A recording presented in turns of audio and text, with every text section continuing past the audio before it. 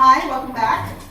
We picked up, you're new, right? That's right. Anybody else new?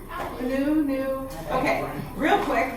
I'm Carolyn Speer. I came from the faculty. I am not just a shield for admin, I promise you.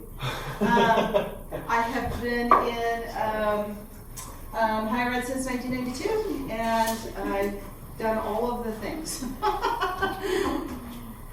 All of the things, from adjunct to the community college, straight through to assistant professor to liberal arts school, to now running a team at WSU, so all the things. I was only briefly administrator for a period of time. I was also the chair of the Adult College of Friends for a long time, a fair amount of time. Okay, so that's me. I want to talk about teaching art and music directly, and we need to talk more about music. But also as a metaphor for what can be done and why things can, with the kinds of changes that we can make in this environment, how they are extrapolatable into other environments. But you need technical training, and I know you need technical training, and it's impossible. The problem with technical training for accessibility is that every single person's specific situation is very specific to them. So the first thing I would recommend that you definitely, if you have available to you the opportunity to get direct instruction in Microsoft tools, so you use Microsoft tools, I would get that. The state of Kansas makes that training available for free online, so you can go. Matter of fact, I need to put a link to this on KSARN, so I will put a link to it. So you can go to the Kansas Accessibility Resources Network, which is KSARN, and get a lot of training in accessibility specifically. And I will, like I said, I'll put a link to then the state of Kansas's Microsoft trainings so that you also can see, you need that foundational information if you don't have it. And don't assume just because you've been using Word for the last, I don't know, however long, decade, that you know it. One, all of us have the habits we have. But two, it's changed, and it has changed in the realm of accessibility so much very recently that it's actually, unless you've been trained in it, you actually don't know its functionality. God bless you. So that technical training is important. The Kansas Accessibility Resources Network can give you specific technical training in creation of digital documents, creation of digital video, face-to-face presentation skills. So if you want to do, missed the face-to-face accessibility presentation from John this morning, the one that he was doing when I was speaking, then all of that actually is also online. Like, you do not need to get that in direct instruction. And it's all of those, for the most part, are 30 minutes or less, the accessibility training courses. They're short, they're designed to give you exactly the minimum amount you need in order to understand how to go forward, so that you can then sort of fine tune it as you go. That is the intent. There is an assessment at the end of each one of those online courses, and if you score an 85% or higher, you get a digital credential from Credly.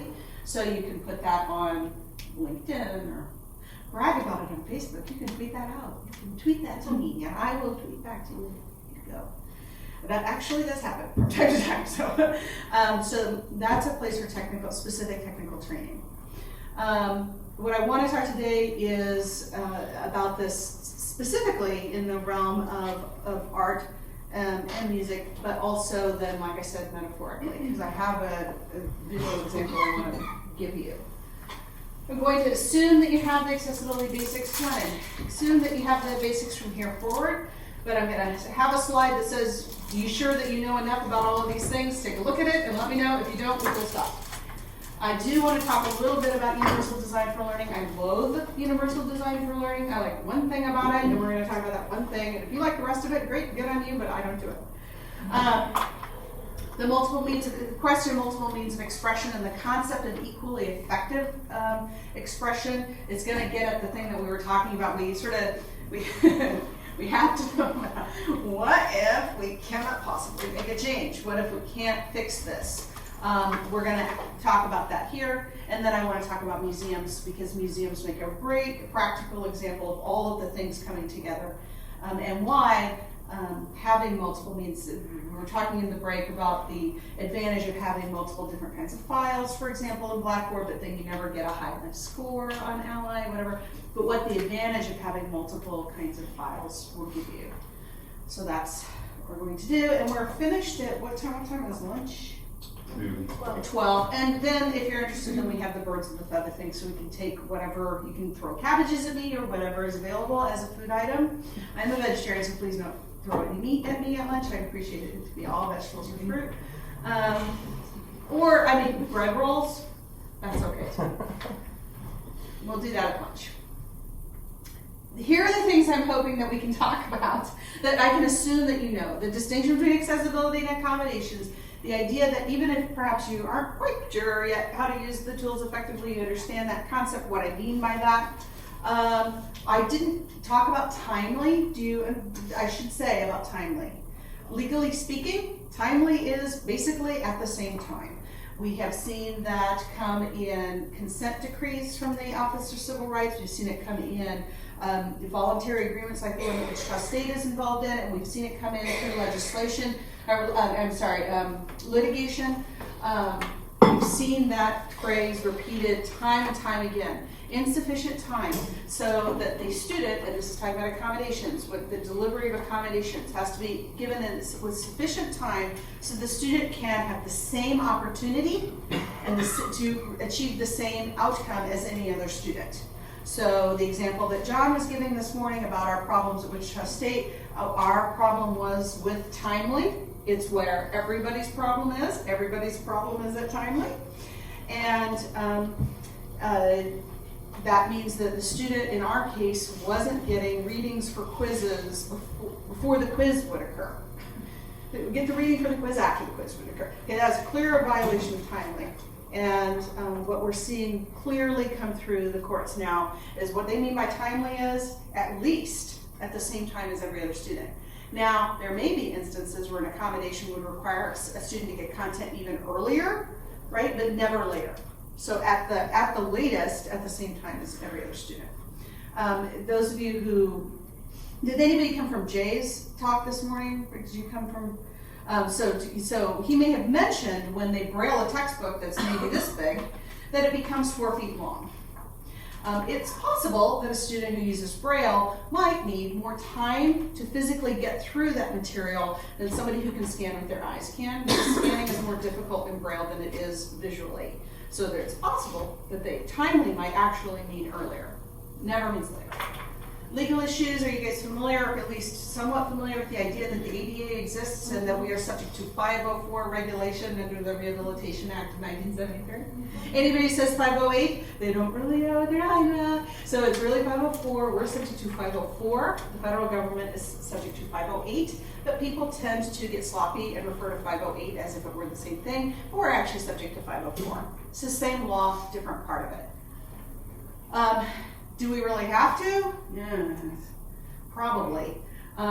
Definitely at Wichita State, you really have to. If you're educating from Wichita State High.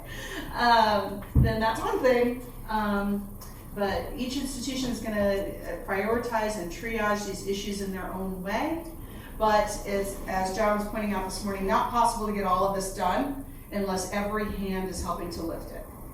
It is a very, very heavy load. So, yes. If you want specific technical training and you need specific technical training, KSARN is there for you. KSARN is, here's the insider story. When we started training at WSU, they would say to us, John, and to me, straight up, sometimes pretty angrily with spittle coming out of their mouths, who are you? What the hell are you doing here? And why the hell are you telling me how to teach? And who are you? And what the hell? Basically, kind of in that order. And so it was really hostile.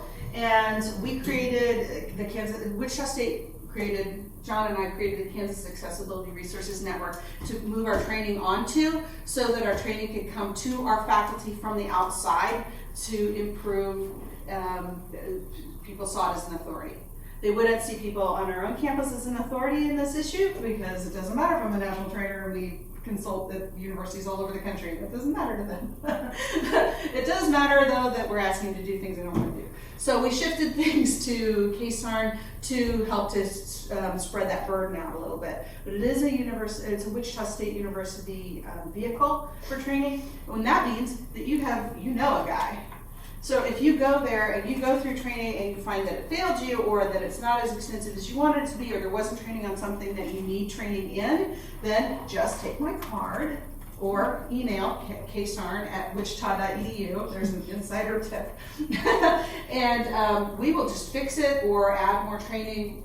I have a team who can do that. I have a person who's dedicated to this almost full time. She's between two websites, this one and one other, that does free training.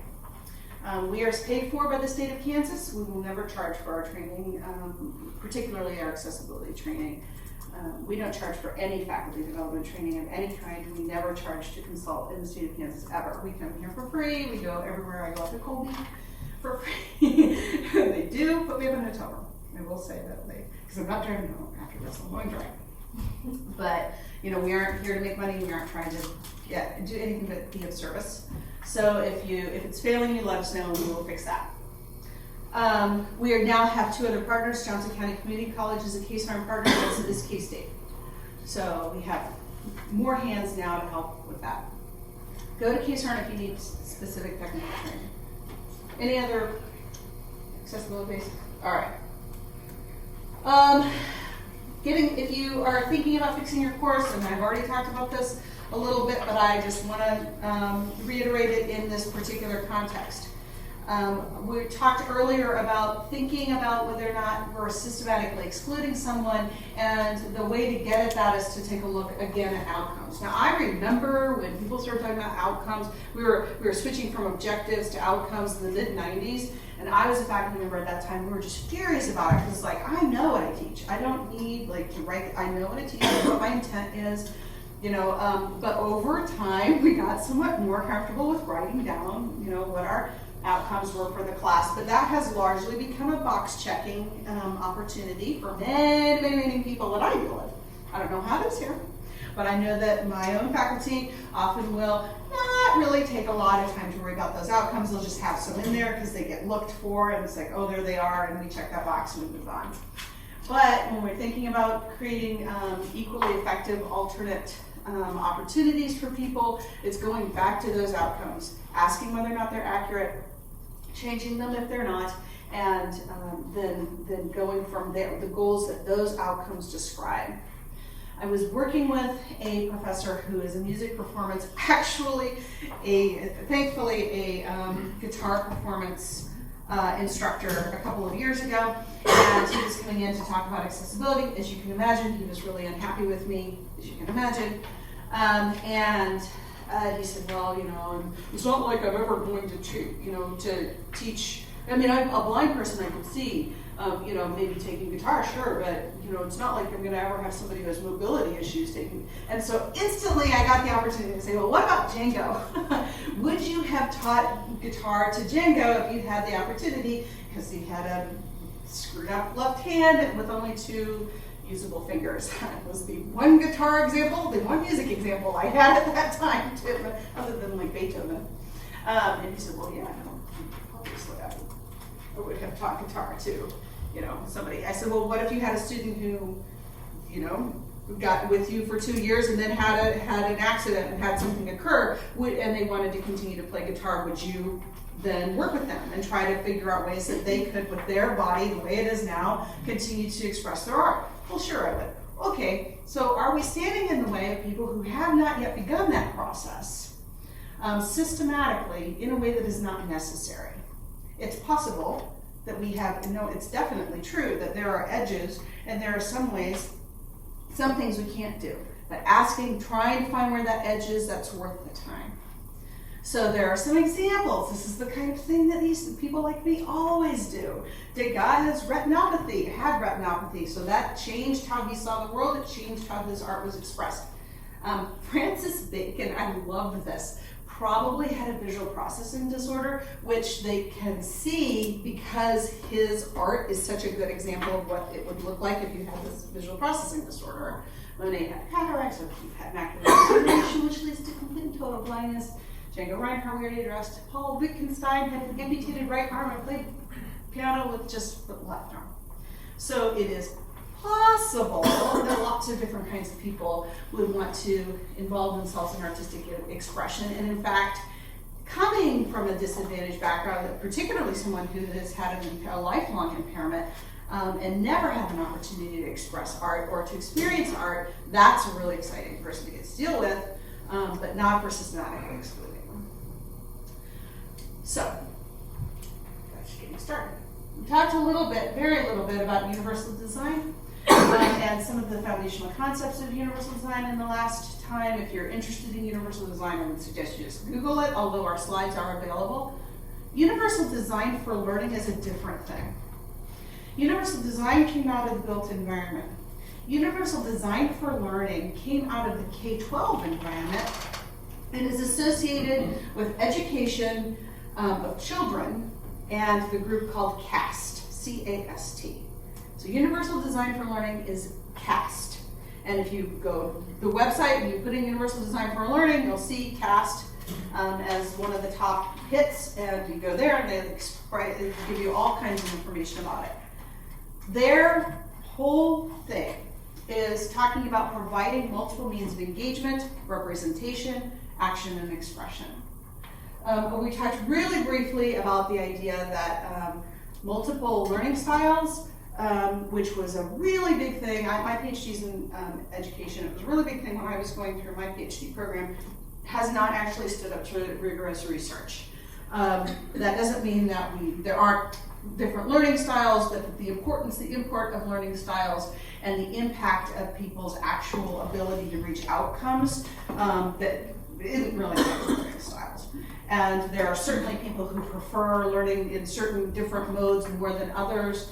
I have a disability myself. I have a complete and total blindness of my mental eye.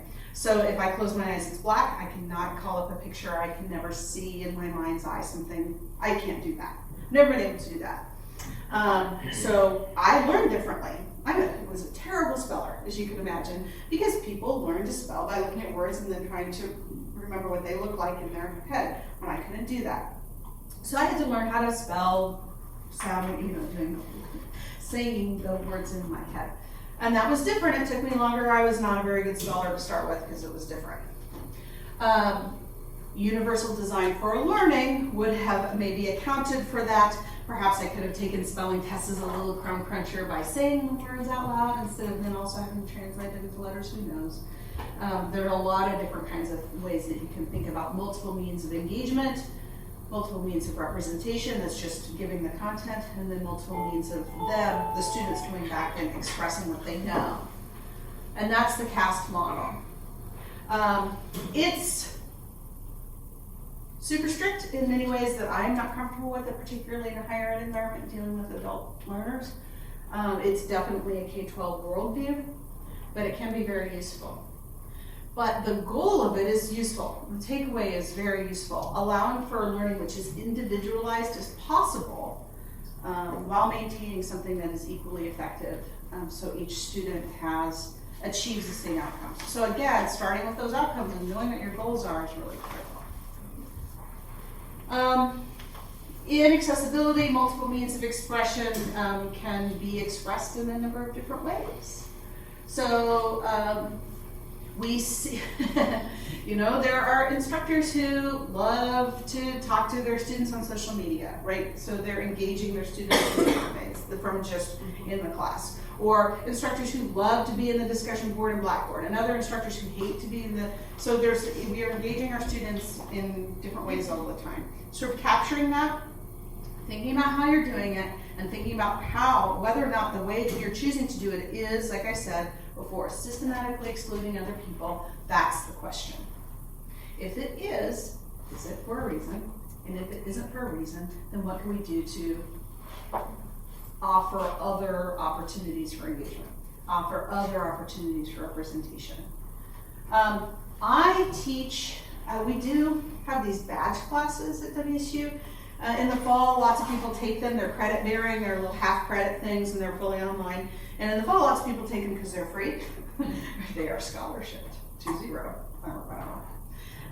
So a lot of people take them. And one of the classes that I teach is a little half-credit class on universal design and universal design for learning. And because we talk about universal design for learning in that class, it is the only class in which I do this. I say, for your final capstone, just teach, show me what you've learned. Do a thing, pick a thing that you would like to do, and show me what you've learned. And people hate it. Everyone who takes my class is a university professor. Like, these are well-educated people, right? And they get in there and like, freaking tell me what I'm supposed to do. I don't want you to say, oh, like, do your job and tell me what I'm supposed to do.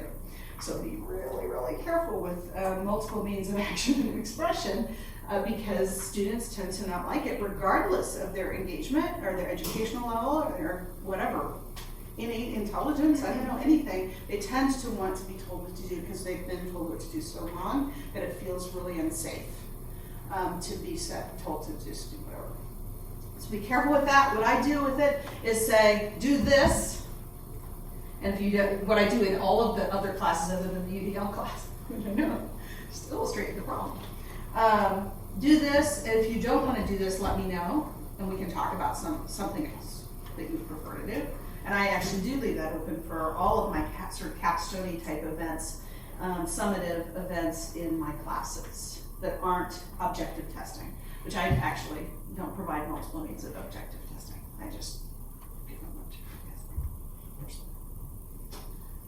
Okay, museums. Here's the fun thing. Guess what? Every single thing, stop and think about it. Every single thing, everything.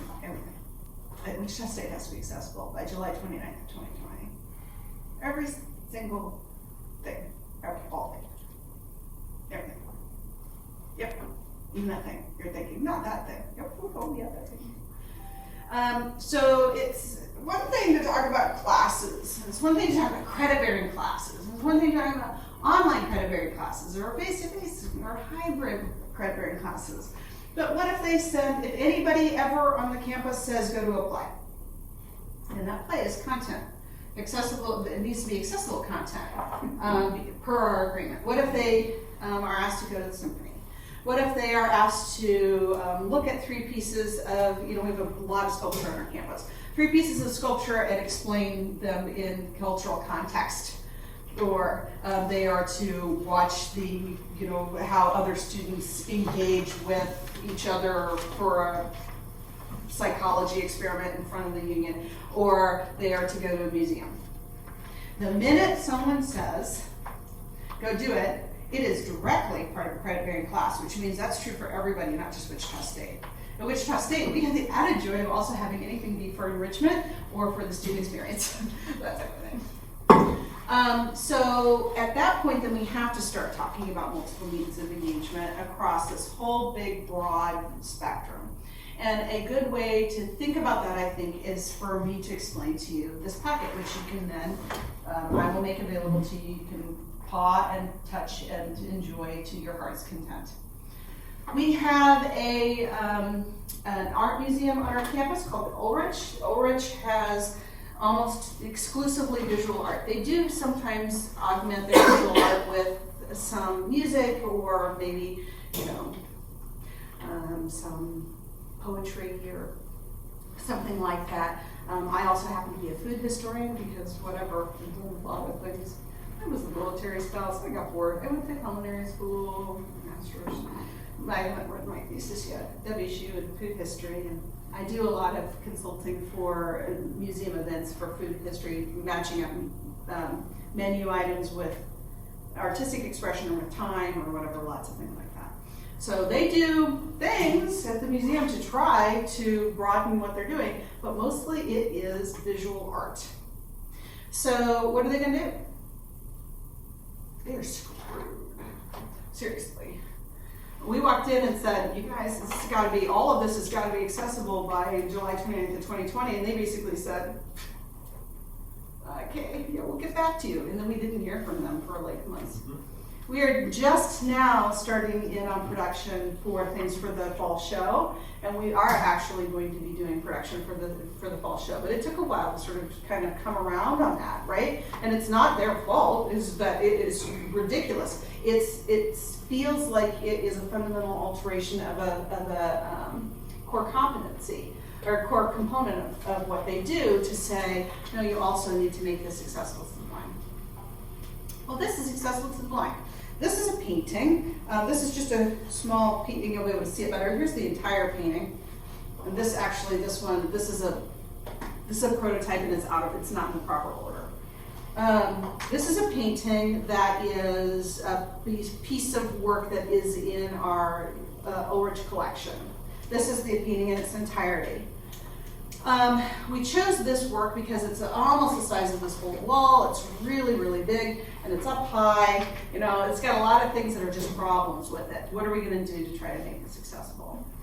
We did a lot of work on this. This was this final product was the work of about a year and a half of investigation on my part, and going all over and talking to museums and looking at what they're doing. And what's been successful for them, and then coming back. This is a universally designed packet. So this serves a visual audience. I am holding it up and showing it to a room full of people who are using their eyes to look at it, right? This serves a visual audience. This is the painting. This is large text. This meets the National Federation of the Blind standards for large text in a non-digital format, but it explains the name of the painting and it gives the name of the author. On this side, adjacent to it, if it were opened up, this is a tactile version of this painting. Now you can see plainly, if you're using your eyes to experience it, that it is abstracted. It is not the same as the visual painting. It is clearly abstracted. This particular version of it went through, I would guess, 15, maybe 20 iterations before we got here. I have a real working artist who works for me, who does this work for me, and he would do one, and his very first one was beautiful. It was like tactile and also visually just gorgeous. And then we have a student in our office who is profoundly blind. She is a Braille reader and a tactographic user, and she sat down and she said, I have no idea. This is like way too much. And so he would scale it back and scale it back and scale it back, and then go and cry, and then come back and be like, I'm taking everything out of this, and scale it back until he finally got to this. This is very, very complex for a tactographic, but she was able to read this tactographic. So one person, this is Braille for this. So ultimately, we will need more than one editor for our tactographics, but we are somewhat unique in that we're using a blind editor at all. So, hey for us. So we need more than one. But you can see the problem here, right? This is not going to give you a sense of the scope or the scale. It's not going to give you a sense of detail. It's only going to communicate a certain component of what's going on here. So, this is what I meant when this is out of order. We'll come back to this guy. He should have been first. This is what we did. We dialed in and took a component of the painting and created tactographic for that. So as you go through this book, it goes from orienting, larger scale, to detail, detail, detail, detail. And then again, we have text for somebody who's using their eyes, but also who has a visual impairment. And then we also have Braille, a tactographic, which people can see with their eyes, and also that is sufficient for people who are using tactographics. All this was produced in-house, really inexpensively, actually, once we got down to the actual production. We're using swell paper for this. This is really cool. You can design it, print it off on regular paper if you want to, be happy with it, get it where you want, and then photocopy it onto this swell paper and put it through a thing we call the Easy Bake Oven. It just applies heat, a lot of heat from the top, and it pops it wherever there is carbon. Pretty cool. And here we go, we're getting even closer. We're getting more dialed in. This is dramatic, right? So visually we're keeping some of the drama, but also then where he is allowing some of the detail. So this seems like a lot, right? Oh, now let me just say, the part I skipped over, kind of the same thing. We have the photograph of the author or the painter, and he dinked and dinked and dinked around with this to improve its contrast so that someone with low vision could better experience this graphic, but also someone with normal vision can experience it. It's not so distorted by the jacking around with it that that it messes it up if you're looking at it with your fully functioning eyes. But somebody who's visually impaired can also see it. And then we have the tactographic also. Yeah, I actually like the way he looks in tactographic better. But let's get back to the really disturbing thing. You ready for the thing that's really upsetting about this whole thing? It's not the money. It's not the time. It's not the fact that I have somebody who was a professor at the California Art Institute for like a decade working for me, who sat down with a blind person to figure out how to create these things, which is a lot of capital investment if you think about it from that perspective in terms of education and skill and whatever, and he's a working artist. It's not even the existence of a willing Ulrich gallery to take a look at this, to think about it, and then to come back and go, okay, upon further consideration, yeah, we need it, and yeah, we need you to do it. It isn't that. You know what the worst part of this is, the whole thing? The really exciting thing? When this was the first image actually he did. I screwed that. I'm not going to be able to fix that. This is the first image he did. He didn't do the framing image first. He did the detail image first, and he sat down with the student. We didn't tell her what it was, right? So we're like, no, we don't want to pollute this by telling her what it is. We want to get it, and we want to wait until she can tell us. This was many images in. I don't even know, lots. This particular one, lots of images in. She finally said, "Oh, is that a horse?" And we said, "Yes." We're all standing there like, like this. And then she said the really crushing thing. I know what a horse looks like because I have brushed one before. And then I thought, shit! Oh my God, you're right. We're dealing with a level of visual metaphor, not even metaphor, visual representation that this entire group of people we're attempting to serve has no freaking clue what it is. She knows what a horse looks like because she has brushed one. Okay, well, and this is the man, this is his face, oh, he has a beard, right? She knows that her boyfriend has a beard. Does he have a hat on? Yeah, it's a big hat. Yeah, why does he have such a big hat on? It's a Cossacks hat. What's a Cossacks hat? Okay, so it's like a big foofy hat that, like, all of this whole entire world is just, she's blind to it, literally. So if she wants to experience this painting, if she wants to actually come to a gallery and learn about the works that are there, then we are going to have to provide, before we provide this, tactographics that say, this image, and don't even get me started on abstract. Abstract would be easier, right? But anything that has any kind of actual literal representation. This painting contains these images. These images are this.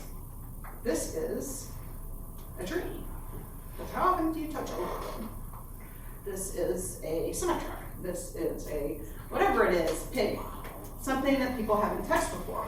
So going all the way back and thinking about that level from where that is, we need artists to do that. We employ now somebody who just graduated with her degree in graphic design and painting, I think.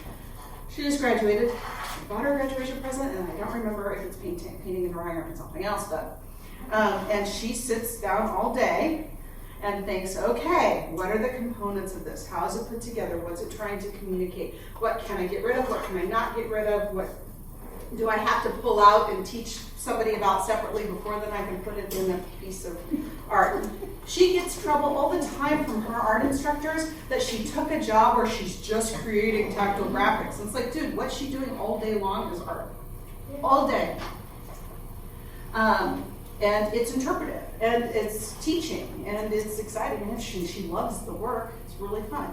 And people with just a couple of years of art instruction past high school would be massively employable in this environment because there are not nearly enough people, not anywhere near enough people to do this kind of work. The Ulrich needs it, WHAM needs it, every single art, the Gordon Parks Museum at Fort Scott needs it. And it's coming rapidly because there's so much litigation. How do we direct our students where to find those jobs? Well, send them to us. We talk to the consultants. There's consultant groups, national consultant groups and international consultant groups.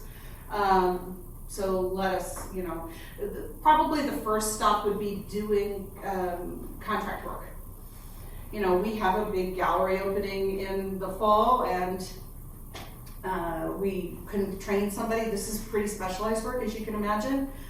Train people in what we're looking for, have them send us in digital. We don't have to ever see them because they can submit things digitally, and once we're done, we can do the production of one of these, And we are charging the Ulrich $1,000 soup to nuts to create one of these, which is a serious friends and family discount, right? Serious friends and family discount. We aren't making any money off of that, but we can employ contractors also. We'll have enough money to do that. I'm familiar with the Ulrich also with the student space there, like Staples and some of these others. If everything has to be accessible, what about student work? What about faculty shows? Those things Right. are not hard. So it doesn't. So this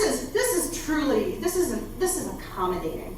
So we talked earlier about that spectrum from accessibility all the way to accommodation. This is they're going to do 4 works with in-depth tactile graphics for fall. 4 works that are representative of the show, so they're choosing the works. We'll sit down with them. When available, we'll sit down with the artists themselves and talk about that to the interpretation of their work too. So there's a lot to be done. But they're going to rely on, well, first off, really simple things like actually having Braille signage. We added Braille signage, and also, I forgot to mention, it said that this was universally designed, but I didn't then point out. This has got a ridge around it so you can align a phone to a QR code. So this QR code feeds to a web page that then has a photograph of the complete work with an alt tag that's extensive, all additional information that's useful for a sighted person, for a student person, for a person that not in Wichita, can't see it, can't come to see it. So it has a lot of advantage. And those are the kinds of things we're trying to move forward. Trying to get students to take a work, they have 5 pieces, and write their own alt tags. We have training available for students to start thinking about those things. And same thing with faculty. Can we do alt tags? Can we do some sort of audio component? Can we, whatever? What are we going to do to try to improve? For a live theater, can we provide summaries ahead of time so that people can, in a digital way, so that people can come in with a scaffolding for what they're going to experience orally if they are blind, or just visually if they are deaf, that sort of thing. My question, I'm sorry. As the theater guy, with that then, is that your requirement to provide the viewer, whoever's coming with the summary of the production before they walk in the doors? So an accessibility is that answer. An accessibility code? Yeah, so what I would say on our campus, if I got that question, was put that online. Okay. Just put it online. And then it's available to anybody. Well, it's already online. Right, yeah. Wikipedia. Right, we'll make it available then. So if you're just gonna, if you're gonna just curate what's available, then saying, if you'd like to learn more about this and provide curated links. Okay. Now we would say, and you need to check and make sure, we need to run those, that's an accessible web page that you've sent them to. But that's sufficient to open the door to that. Is that where we're gonna be in 10 years? No, for sure. We will for sure have live captioning in 10 years, right? Because live captioning is getting really good very fast, but we aren't there yet. Live captioning, matter of fact, in lectures, I would guess within the next 3 or 4 years.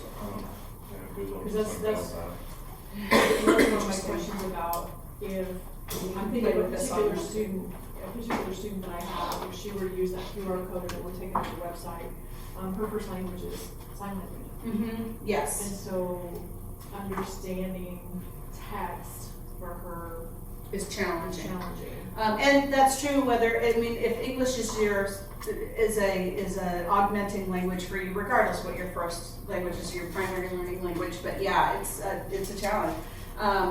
Over time, the interpretation of what's on the page for other spoken languages is gonna get good, but we hit a place, that's the thing about accessibility.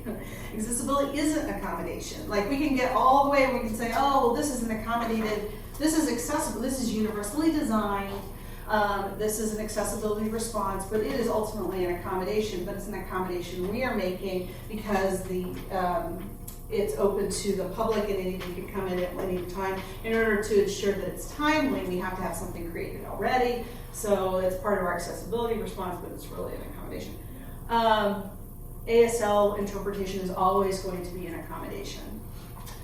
Although there are many many schools that do video that then also provide a picture-in-picture with ASL. The money for that in the state of Kansas is never coming.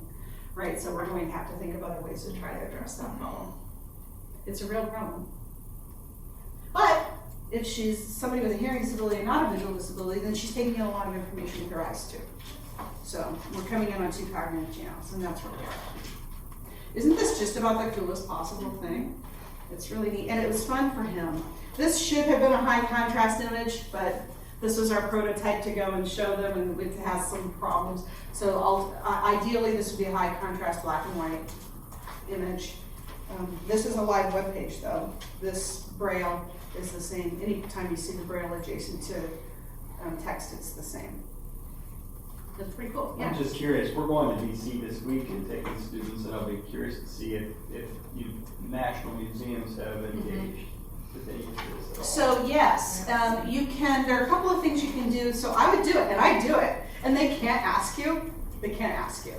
So I'll go in and I'll say, I require your accommodations for people with visual disabilities, and they will just give them to you. So sometimes it's a lanyard, a brightly colored lanyard, and then there's a touch tour. Sometimes there are these kinds of things. This is phenomenal. This is really the cutting edge. This is as good as it's going to get. There's unlikely to see something that's as good as this. Usually, what these are is it's all Braille.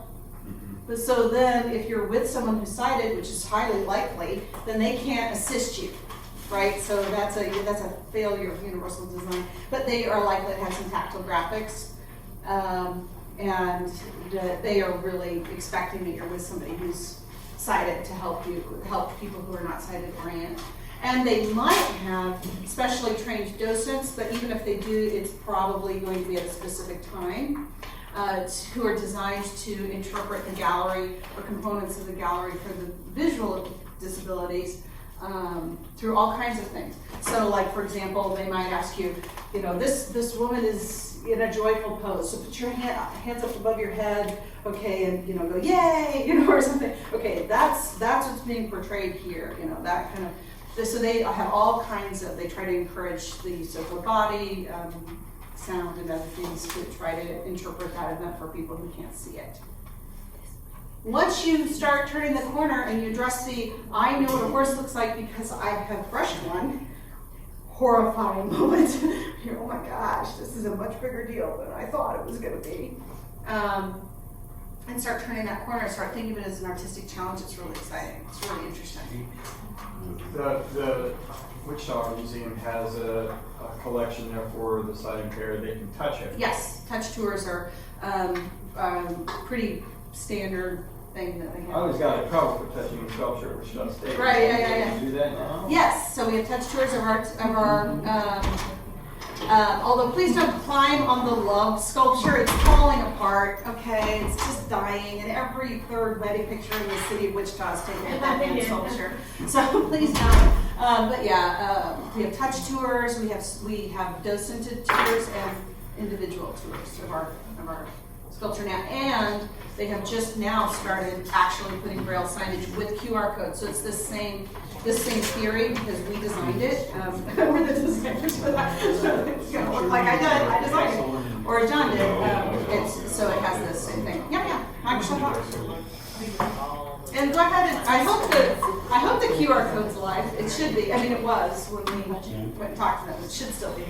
But I didn't check it this morning. Well, so that's all I got to tell you. There are jobs here.